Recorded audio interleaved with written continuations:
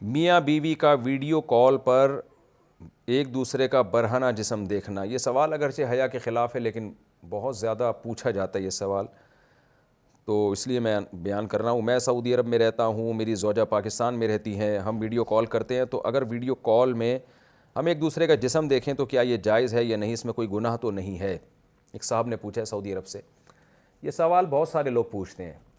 کہ میاں بیوی ایک دوسرے سے دور ہوتے ہیں، ان میں ایک شہوت پیدا ہو چکی ہوتی ہے، خواہش بھڑک رہی ہوتی ہے، تو اپنی خواہش کی تکمیل کے لیے پھر شوہر اکثر مطالبہ یہ شوہروں کی طرف سے ہوتا ہے،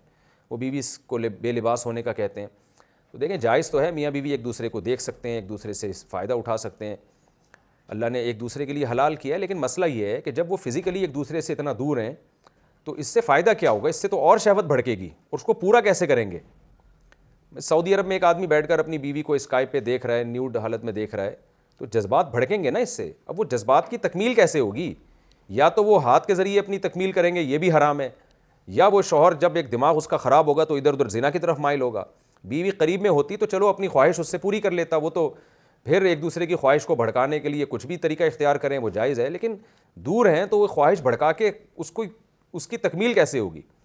تو اس لیے یہ اس سوال کا جواب میں انہی لوگوں سے پوچھتا ہوں جو یہ عمل کرتے ہیں۔ تو ہاتھ کے ذریعے اپنی خواہش پوری کرنا بھی حرام ہے، اپنے ہاتھ کے ذریعے اپنی خواہش پوری یہ بھی حرام ہے، اور زنا کرنا بھی حرام ہے، تو یہ سب چیزیں تو حرام ہے۔ تو میاں بیوی تو ایک دوسرے کو دیکھ سکتے ہیں برہنہ حالت میں، اس میں کوئی گناہ نہیں ہے، لیکن یہ کہ یہ چیز جو آگے شہوت بھڑکے گی اس کی تکمیل کیسے ہوگی؟